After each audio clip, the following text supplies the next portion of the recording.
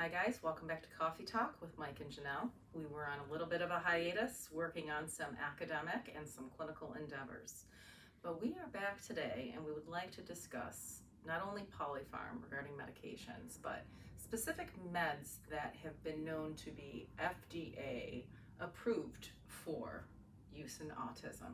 So I wanted to discuss a little bit about what that means, why that's happened, and is there really a difference in prescribing these medications versus other medications? So Michael, I'm going to hand it over to you to discuss that in depth, please. Okay. Well, first let's talk about FDA approval. I mean, this is a really hot topic right now, right? I mean, certainly for people watching this episode in real time, we're right on, just recently, one of the COVID vaccines Pfizer received FDA approval. And that does mean something, right? I mean, it means a lot. I mean, when something is FDA approved, there's in theory more research behind it, more safety, more efficacy considerations there, and so it matters to have things that are FDA approved. But I think a lot of people look at FDA approval as like some kind of binary thing, like it's approved and therefore it's good, it's not approved and therefore it's not good. And that's simply not the case. And certainly in the world of psychiatric medications, and more specifically psychiatric medications in children, FDA approval is something that matters, but maybe not as much. So there are many medications that are approved by the FDA for use in psychiatry with adults, adolescents, and children. But a lot goes into FDA approval, and very often, pharmaceutical companies, because research is expensive, have to weigh the risks and benefits of, does it make sense to spend money on research to get FDA approval when the meds are going to be prescribed anyway. So we should talk for a moment about what off-labeling prescribing is, please. Right?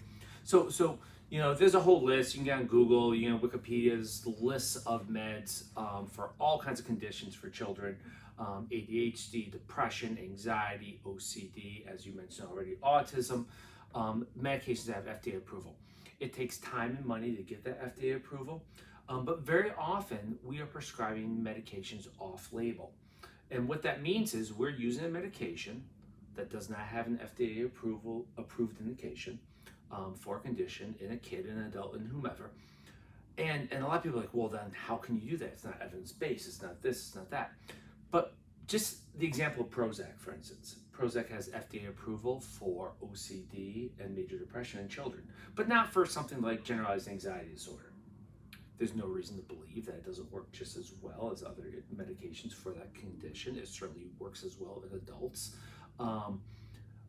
There was just not a rationale to the pharmaceutical company to do that research, and therefore it's not approved, but is used frequently, safely, and effectively for that condition. Right. A lot of medications, particularly in children, are prescribed off-label because doing research in a child, I mean, you have to have parents who consent to take a child with a condition that may be very serious and consent to have them be in a placebo double-blinded trial, which means they're basically saying, my child has this condition that I'm worried about, and I'm willing to say that I'm okay with them being in the placebo group, meaning they're getting a sugar pill for 6 weeks, 8 weeks, 6 months, depending on the length of the study, versus the active drug. Being a parent of three, you being a parent of three while I'm fully endorse research and the importance of it, are you going to sign your child up for that? And our researcher is going to do that if it really matters. So there's a lot of medications that are not FDA approved in children for psychiatric conditions that work, and we are very comfortable that they're safe and effective. Then there's other medications with FDA approval that maybe got grandfathered in. They've been used for a very long time. There's no research saying that they're safe and effective. However, they've been around for so long they got grandfathered in. And then there's medications such as Thorazine, for instance, an old school antipsychotic medication. Very effective, very helpful. We use it on occasion. Lots of side effects, but can be very effective. That has FDA approval for basically agitation and irritability down to the age of 6 months. So it's got the moniker of being FDA approved, And yet there's not very many child psychiatrists, myself included, who are taking an Prescribing. irritable 6-month-old and giving them Thorazine. Right. So FDA approval matters, but it's not the be-all, end-all, and it certainly doesn't mean this med is good for this condition and this med is bad based solely on FDA approval. Right. So I know that there is no medication specifically for autism. There's no cure for autism. Medications that are used are basically to target symptoms. Anxiety, irritability, that sort of things. We know SSRIs, antidepressants, you mentioned Prozac, Zoloft, we see that widely used, for the anxiety aspect of autism. We see a lot of medications as well for the OCD component that we see a lot of times in autism. Absolutely. The hyperactivity, lack of focus associated with autism sometimes is, the stimulants are prescribed, but antipsychotics specifically, Abilify and Risperdal are the ones that I wanted to talk about, and why they have the FDA approval, and what does that mean for the rest of antipsychotics that are being used, Well, and is there a difference truly? Important question. So kids with autism, adults with autism are prescribed medications a lot.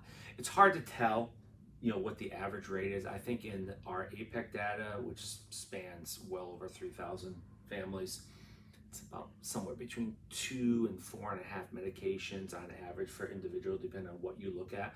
There's research showing well over 4, but kids with autism, adults with autism are prescribed a lot of medications and a lot of psychiatric medications. Right. So a lot of times they're not being seen by child psychiatrists with extensive experience in treating these conditions because there's not that many of us. Right.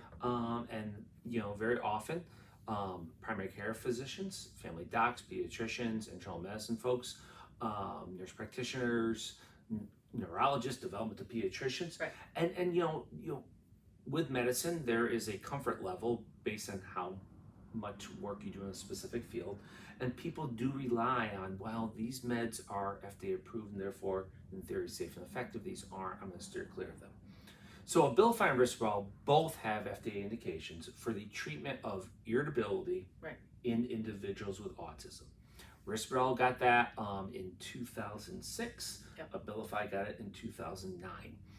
The research that was done was sound research. There wasn't anything wrong with it. Granted, it was pharmaceutical company sponsored research, but that doesn't mean the research is bad. It just, there are well-performed studies.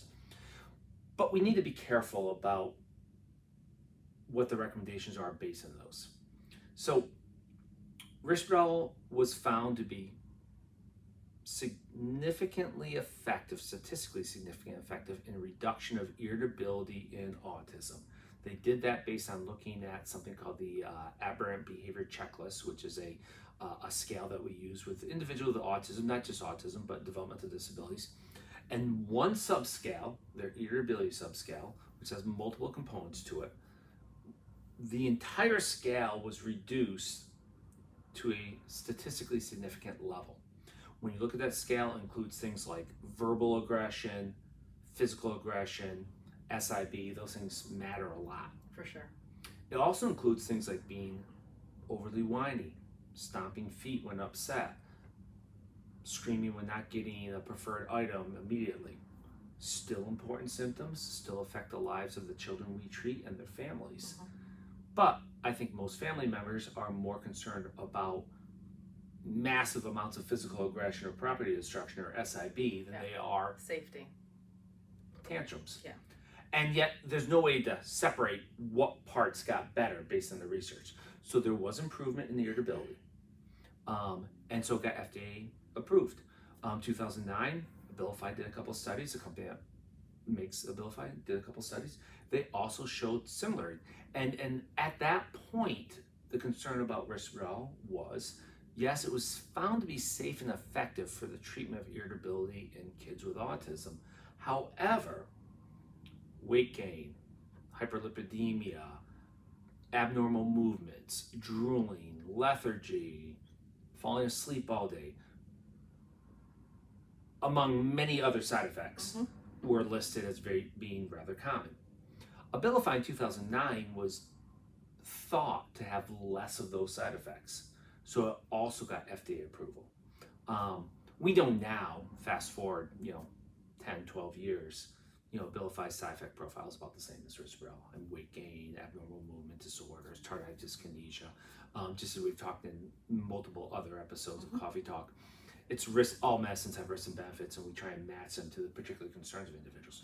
So you have to ask yourself, since I've already talked about we prescribe off-label all the time, why does someone get FDA approval? Right. It's a lot of work doing that research. Right. But there's a huge payoff. Well, there's a huge benefit to continue to gain FDA approval for a new indication. So let's take Risperdal as an example. Risperdal in 2013 was the single highest grossing medication being prescribed in the entire country.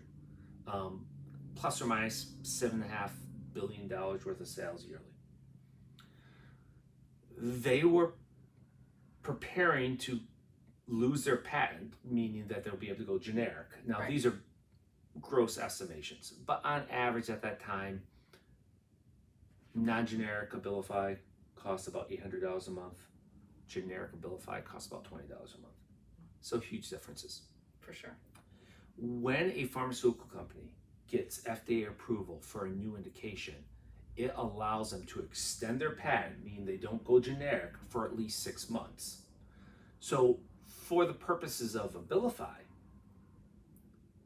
they're making in gross sales about $7.5 billion when they were non-generic. A year after they went generic, it went down to about $4.5 billion, and now it's probably about $1 billion or a little bit less. But even if we just talk about that 1 year's difference, 7.5 to 4.5, so that's a $3 billion drop in sales for 6 months because they kept their patent. That's minimally $1.5 billion of additional profit to the company by getting this FDA indication. Now, that doesn't mean Abilify can't be helpful in autism. It doesn't mean that the research is not done well and done appropriate. But when people say that the only 2 medications that we have for aggression or irritability that are FDA approved are Risperdal and Abilify, I would argue, and most people would argue, that's just because those are the only 2 pharmaceutical companies that did the research, because they're the only ones who are going to gain benefit from the research. Right. There's no reason to believe that Abilify and Risperdal work any better than any other antipsychotic for irritability and aggression, and there's no reason to believe that antipsychotics in general work for autism in the absence of having a secondary diagnosis, bipolar disorder, severe PTSD, schizophrenia, major depression with psychotic features, catatonia, things that we've talked about in prior episodes, that Risperdal or Abilify treat anything other than underlying existing conditions. So it all comes back to what is the diagnosis, what kind of medications and non-medication treatment are available. modalities are we going to use for those diagnoses, what type of therapies are available, and if we're using medications, including FDA indicated medications such as Abilify and Risperdal, what is the risk and benefit for that individual? What type of discussions happen with that family? Because these guys are not magic for this diagnosis. The company simply did the work to get the designation. It doesn't mean they work any better than anything else. Good point. It's a lot to consider. It's very confusing. It's a lot of information.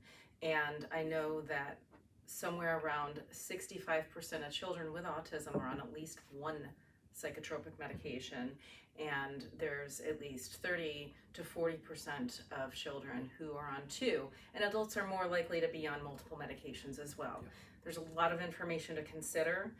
Every individual has their personal beliefs, and they should talk with their provider about what makes the most sense for them, whether it's FDA approved or not, or non-medication type therapies, ABA, other sorts of things, just talk therapy. There's a lot of modalities for treatment, folks. Just be informed, educated, and make the right decision for you and your family. Yeah, and I think what's really important to think about as well is when people are on these medications, they very typically are on other medications to combat the side effects of these medications. So it's not just 2 antipsychotics. It's 2 antipsychotics plus something for constipation, something for movement disorders, something for weight gain, something for diabetes. So it does matter. In subsequent episode, I think we're going to spend a little bit of time talking about what it really means, to your point, Janelle, of families getting optimal informed consent from their providers. Yep. What type of questions to ask for that. I guess the take-home message this is there is no medication that is indicated for autism.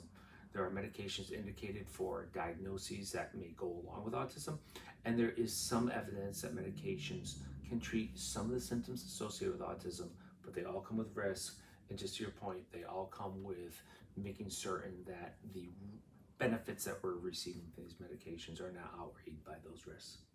Okay, we're going to end here, but until next time, folks, APEC out. APEC out.